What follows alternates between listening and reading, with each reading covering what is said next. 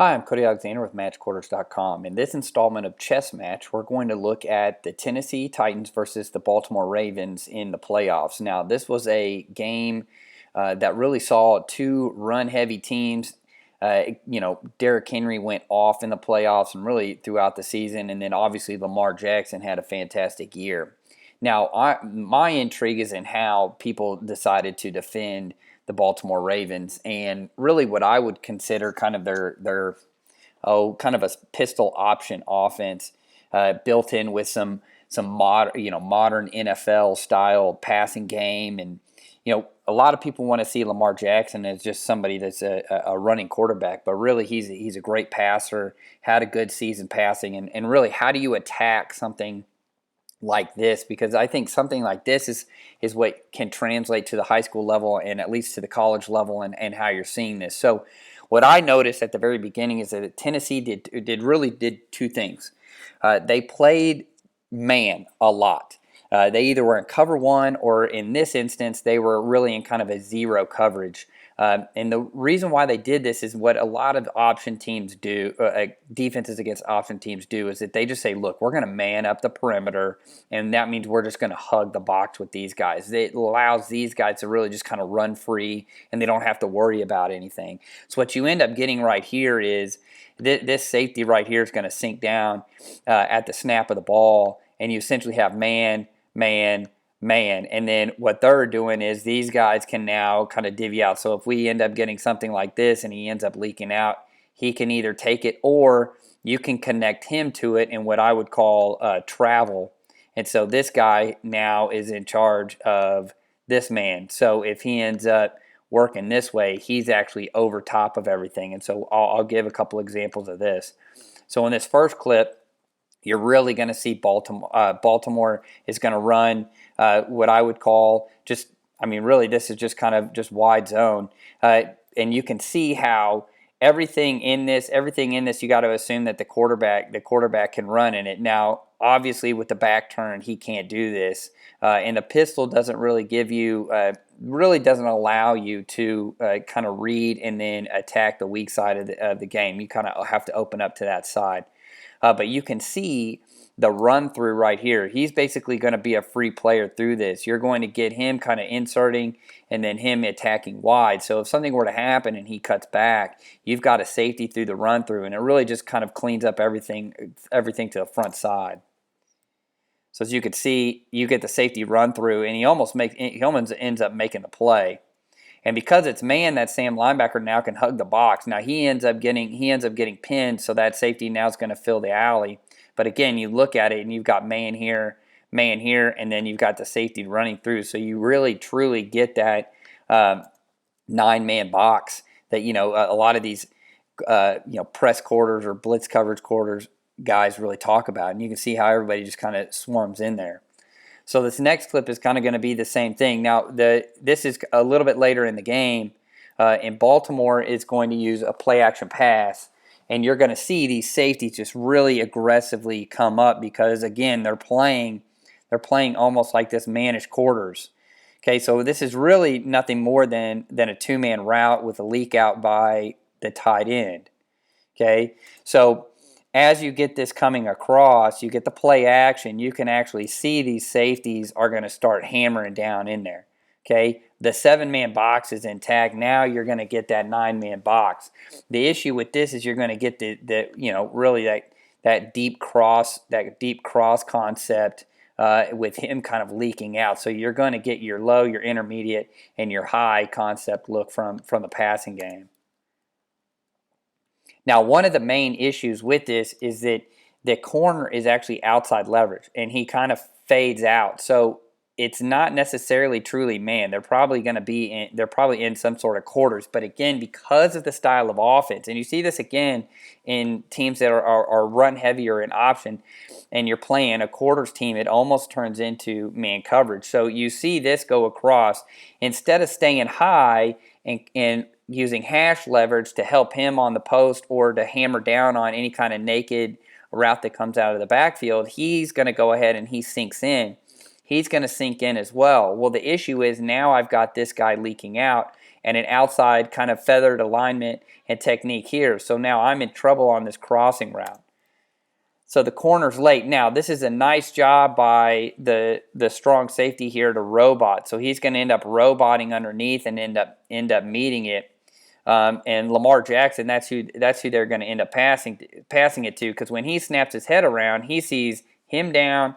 He knows that, okay, this guy's in man coverage. There's a lot of space right here.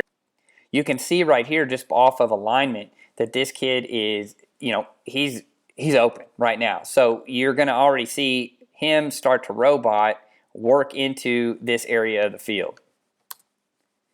Nice job by that safety to robot and get in there, and then the corner obviously peels off late. So this is another example of kind of using that quarters alignment. And what they're doing is instead of playing like a cover 2 concept where the corner is going to be low and this guy stays high, they're using more of that quarters concept. So he's more in the fit, and keeping these guys kind of inverted on the outside. So that was one of the things that I saw, that I noticed that they were playing. Outside of that, what they were doing is just bringing that guy down, moving him back, and then they were playing a cover 1 with probably a rat in the middle by somebody just for crossing routes. One of the most dangerous plays that the Baltimore Ravens have in their arsenal is what I call slice. And this is a great example of it. It's a play off of really just split zone. So as he comes around, normally in split zone, he's going to seal it. Running back's going to attack here or cut back off of that seal block. Instead, this is what we get is a slice. And so in a slice read is he's now not going to take the end man. So normally in split zone, he would go ahead and wall that and that back would attack. Okay, but in slice, now you're really leveraging this guy. So you've got the nose here in the A gap. He's going to actually be the dive player. Okay, he's going to be your snap out. He's got A gap. He's now got the B, and then he's got the edge right here. So what you're wanting to do is really you're going to get man blocking on this guy. Okay, and you're reading his leverage. The quarterback's going to read his leverage. So if he ends up hitting it outside of the block, so let's fast forward it a little bit. So right here, you've got dive. So the quarterback sees him move down. He knows that he's going to get man blocking. If he fits it inside, that overhang out here needs to make sure that he's fitting out to one-on-one. If he ends up fitting this outside, now what you have got is a crease right here. Okay, you also have a travel safety. So what ends up happening is that this linebacker needs to fit inside. He needs to spill that pole, basically what is a pole. Instead of hitting it inside, he stays outside. Now, this is where option teams are going to beat you. If you have 2 outside, 1, 2, where's the space? Now you've got a guy at about 10 yards on one of the better athletes on the field. So if he cuts it up, now what you've created is an open field tackle versus a deeper safety, which is something that you don't want, and then look at all that space. So if he misses it, this thing's gone. So again, what should have happened in the fit that should have, notice how wide that this guy snaps out. You want it in your gap exchanges like this, you want this thing to be tight, especially if you know that you're traveling this guy across. Because if you don't do that, now you don't have that +1 mentality on that polar. So what ends up happening right here is Lamar Jackson pulls it. He knows he's got 2 guys outside, so he has to end up cutting it back. Now, this guy does a great job of block destruction. Tight end doesn't really get a block, and it ends up not being that big of a deal. But imagine if this block would have been able to get sealed. He cuts it up. Now you've got a one-on-one tackle going on that safety. Okay, and look at this. You've got a wall here, and you've got a wall here. I mean, this thing might have gone forever had this ended up being a little bit better of a block by 86. But again, this is a good example of how to fit this from the 4 down. And again, if you're going to travel, so how you got to look at it this way is this is your Sam linebacker, your Mike, and your Will. You're going to get the gap exchange here. And then as he's traveling, he's got to meet that guy on the outside shoulder. So again, you always want to have +2 on polars. This is just a mistake by the guy. But again, it's an athlete making plays. Now, the other thing in this is how aggressive this deep safety is. he's reading the quarterback the whole way down. Even though it is kind of like a cover one scheme, he's reading that guy the whole way, ends up meeting him. So you end up getting a good tackle. Now what we've got is really what is a 4-4 look. So again, we're going to have C gap, B, A. He's going to take the dive if it's to him. This would be your snap out player. Okay, and then really this guy ends up being a free player. So here, this is a good look. He's got the dive, meaning that you're going to get a pull action from the quarterback. The problem with this is really on alignment. Okay, because you're putting him in the box and you're moving him into a 0, it's going to be hard. Now you've got that angle. So if they know that nose is coming in here, he now has the angle on him. He's going to vacate because he's now attached to this guy. So now what you've done is for the offense is you've created a ton of space in this area of the field right here. So let's go back to the very beginning and look at that.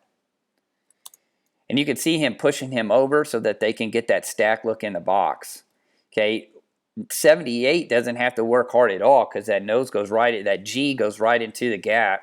So he just kind of puts his hand there and then he walls off. Now, because of this, he now has the run through the A. Now he's got to, because we've closed down the B, he now has to work all the way over top and get here, and then he's got to meet this guy outside of the polar. Lamar Jackson pulls it. And because of his aiming point and trying to get away from the D end right here, he takes kind of a wide stance. Now here's the other thing right now is that when you hit this thing thick, is that you've basically given this guy a two-way go. And this is one of those things that if you're defending an option team is that you can't give these guys two-way goes. Okay, because what they'll end up doing is they'll sit this here and they will just string that thing out as long as they possibly can, and then they'll duck up wherever they feel like they can get that leverage. And so what you end up seeing is man-on blocking on the edge, and now he's running out. So that deep safety now has to track this thing all the way across. So here we have a cover one scheme. Okay, you've got these two guys for these two guys. You've stacked the box. He's attached to 86. These guys are reading fit and flow, okay? So he's going to end up taking the A gap. He's going to end up taking the B gap. The problem, too, though, is if you align him out here and you push these out, now they can run slice this way, and you kind of have the same issue. Though you would have a guy here in a B gap, so you would essentially be able to spill that and allow him to fit outside. So that's how it would look if they ran slice. So, again, if they ran slice, you'd have down. He's now attacking here. He's here, they're doubling up, and then he's fanning out. So if he were to come around, he's got to dig that thing out, and then he would snap out on the outside. So even if he was tucked into that A gap, and you're pushing this thing over this way, that's kind of how you would have to fit that. So it's really just how you're going to fit it. This guy really has to know if I've got B gap and he flares out, I gotta set that edge right now. So again, this is why this is one of the hardest plays to defend, because you just don't ever know. This is what we would call just an arc read. So you're not slicing it at all. This is just arc read. So I wanted to give you an example of a slice and then the arc off of it because they're really the same play. So again, nice job by Lamar Jackson pushing it out. And again, letting that thing go. And what you're doing too is when you string this thing out right here and you're telling that kid, look, he's now taking the inside, there's nobody out here anymore. So you've got to really set that edge so that he ducks back up, because if you do that and let's say he takes the run through, now you've got everybody outside. Boom. Now a kid like that, I mean, it's gone to the house. Now the last concept that I want to talk about is this inverted Tampa that Tennessee was running. So you're going to get a typical, like, it looks like it's cover 3, right? It's just 4-4 cover 3. But at the snap of the ball, these guys are going to start working to the hash, and then he's just going to sink in the middle. Now this is great when you get a ton of crossing routes and you're not getting a bunch of verticals. So if you watch Baltimore at all, you really understood that they were in 21 and 12 personnel a ton, and they're really trying to get Brown to go deep, and then they're attacking this intermediate area right here, and they're just kind of reading the high-low. So what you end up getting is, and I showed this earlier, is this softness right here, and then these safeties are just aggressive because, too, again, what you end up getting if you run this inverted Tampa is that you get kind of this cap fit right here, and he can kind of go either way depending on this. So it's a nice little scheme that they were running, and it really didn't change anything depending on this. So you can see right now that these guys are running, and they're against a set like this where you only have 3 verticals and you're probably not getting it. I mean, look at the safety. He clamps down and then he opens up. Okay, so if he were to keep going vertical, let's say they run double post with a dig backside, he would go for the low post, and then you obviously have that corner there for the high post. So this is a good example of how that safety is playing that technique. Okay, and he ends up taking that cross, and then you can see how those backers right here is because nothing's coming out to the flat, he just kind of walls up and takes a vertical hook. He's cutting flat, and then here's your other hook player right here. And then obviously he's kind of that high hole, and you get the low hole from the other players. And then notice how this is your flat defender as this guy pushes out. So you end up having everything that you need, and you got your 4-man rush. And so this inverted Tampa looks really nice. So let's play this one more time from the top. Okay, safety takes the cross. You end up getting the double dig. He's going to fade in. He's got that dig, so he just stays high in case, let's say, this were to have leaked from the other side. He's just reading quarterback, and then again, he's playing soft. What ended up happening, too, is once Baltimore saw that this is what they were doing, they really attacked the deep outside. But as we all know, the EPA out here, the further away you get from the ball, the lower the EPA and the lower the completion rate over here. Because that's a grown man throw. Now, obviously, we're playing grown man football in the NFL, but even then, if you're attacking 20 yards down the field from the hash to the sideline, this is a much less percentage throw than in the middle of the field. The middle of the field is where it's at. Even if you're playing this cover 3 or cover 2, it doesn't matter. Single high or middle of the field open. So again, this is a great example of that kind of that inverted Tampa. All right, let's take another look at the inverted Tampa. So again, they're giving you this single high look. They're giving you kind of what I would call that 4-4 cover 3 look. Okay, and what all you're going to get is this middle of the field safety just sitting in the middle. Notice how the moment that this snaps, his eyes go to the slot, because normally who's going to be the one that attacks you from in the over route? It's going to be him. It's going to be the slot guy. That's who they're getting. So let's say we're going to get some sort of kind of this shallow, that air raid shallow. That's the guy that they're looking for. You can see how the corners, again, are kind of bailing deep, those deep halves. You've got both overhangs to the outside cutting the flat. Both linebackers kind of in that vertical hook. And this is a great job by that corner, seeing him sit down and then overlapping on top of that. So the reason, how you kind of understand that it's not really cover 3 is because he's not really just bailing out. And this isn't country cover 3 where he's just kind of sinking with the seam. He's going to bang and then work out. Notice how, again, he's looking at the vertical threat over here. Okay, and plus, too, it's into the boundary. You've got the tight end and a flanker into the boundary. These guys can handle this. Where's my worst vertical threat or my most dangerous vertical threat is right here. So he's going to snap his eyes over here and watch the kid as he's coming. Notice how the corner midpoints that. Nice job by that corner on the top, just overlapping on top of that. So if you can see, he kind of sits down. He sees, all right, this guy's kind of clothed. This guy's naked. He's over that overhang right there, or really over the backer right here.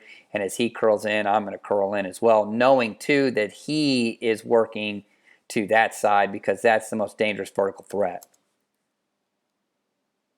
Nice job.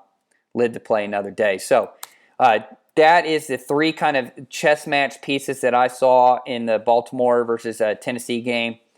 Great look at how to play kind of an opposite. The thing is that the Ravens were going to get their yards, and there's plenty of them. I showed you one on that arc read where Lamar Jackson gets 9 yards on something where he just kind of spreads it out to the sideline, ends up getting, next thing you know, he's getting 9 yards. I think where Tennessee did a great job is, 1, their offense just grinds the clock. And then 2, the defense had timely turnovers, got into kind of a 3-down look every once in a while to kind of throw off the blocking up the front, make them look at something different, and then trying to keep it contained on Lamar Jackson, which I thought was really nice. So those are the 3 pieces that I saw there. Hopefully you enjoyed it. Again, make sure you hit the subscribe button Follow MatchQuarters at MatchQuarters.com. Always hit me up on Twitter at @the_coach_A. Thank you for joining me.